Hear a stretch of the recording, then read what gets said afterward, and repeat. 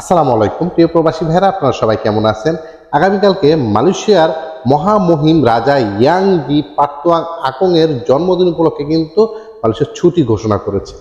আমরা জানি এই মুহূর্তে মালয়েশিয়াতে বিভিন্ন স্থানে ইমিগ্রেশন অপারেশন চলমান আছে এবং মালয়েশিয়া থেকে সাধারণ ক্ষমা ঘোষণা করেছে যারা আনডকুমেন্টেড কর্মী তাদেরকে দেশে যাওয়ার জন্য 31শে ডিসেম্বর 2024 সালের মধ্যে। এই সকল অপারেচি দিয়ে বিভিন্ন সময় দিচ্ছে বিভিন্ন স্থানে, কিন্তু দেশে যাওয়ার সুযোগটাও দিয়েছে।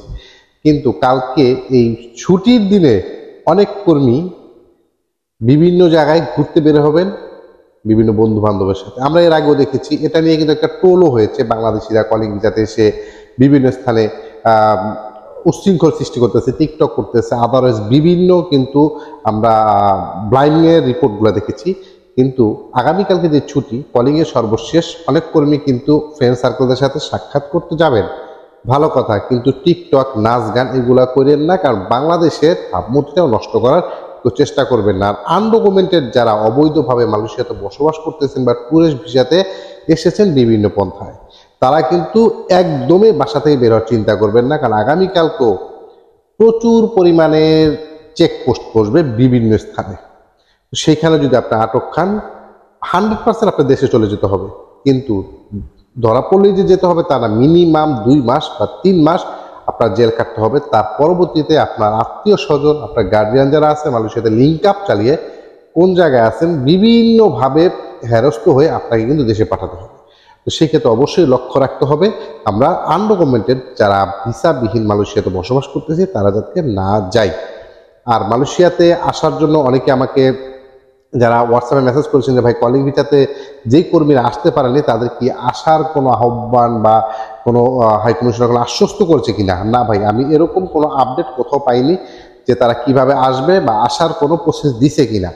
যারা কমেন্ট করেছেন বা যারা হোয়াটসঅ্যাপে মেসেজ করেছেন আমি ব্যস্ততার কারণে উত্তর দিতে পারিনি, কিন্তু চেষ্টা করছি আজকে ভিডিওর মধ্যে বলে দেবো। কিন্তু আসলে কোথাও আমি বিভিন্ন নিউজ পোর্টাল ঘেরে দেখলাম যে মালয়েশিয়া অবস্থানত হাই কমিশনার কোথাও উল্লেখ করেনি, বা মালয়েশিয়া প্রবাসী কল্যাণ মন্ত্রী তারাও কোথাও উল্লেখ করা হয়নি যে এই ভিসাধারী যাদের ভিসা আছে, টিকেট জটিলতা বা বাংলাদেশে ঘূর্ণিঝড়ের জটিলতার জন্য ঢিলে হয়েছে ফ্লাইট, তারা যে কোনো কারণবশত আসতে পারেনি বা ফ্লাইটের একটা লিমিট থাকে। আমরা এটা কিন্তু দেখেছি ভাইরান থেকে বিভিন্ন এয়ারপোর্ট কর্তৃপক্ষ এজেন্সিরা যার যার মতো কিন্তু বক্তব্য দিয়েছে। কলিং ভিসাটা আসলে বলতে হচ্ছে বক্তব্য দিয়েছে হচ্ছে যে গত মে মাসের 1 তারিখ থেকে 31 তারিখ পর্যন্ত 50,000 কর্মীকে মালয়েশিয়াতে পাঠাতে হবে। বিএমইটির কাছে কিন্তু একটা হিসাব আছে যে কতজন আছে, কিন্তু বিএমইটি কিন্তু তার কোনো সঠিক পরামর্শ দিতে পারেনি। ইভেন এই 50,000 কর্মী মালয়েশিয়াতে মে মাসের মধ্যে আসা ইম্পসিবল, এটা শুরু থেকেই ইম্পসিবল। কারণ বাংলাদেশ থেকে মালয়েশিয়াতে কর্মী আসার একটা লিমিটেশন আছে, ফ্লাইটের একটা শিডিউলের ব্যাপার আছে।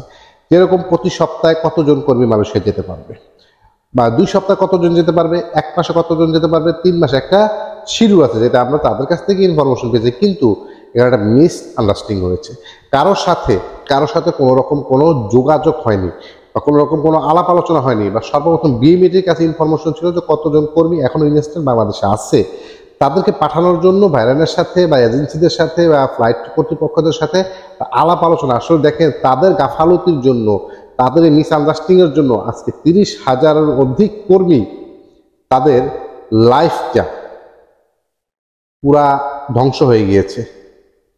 তারা আবার ঘুরে দাঁড়াতে পারবে কি সন্দেহজনক। 6 লাখ 7 লাখ টাকা দিয়েছে টিকিট, লাস্টে টিকিটের দাম যেইভাবে বৃদ্ধি পেয়েছে সেই সুবাদে অনেকের কাছ থেকে 50,000 40,000 টাকা ধার্য করেছে।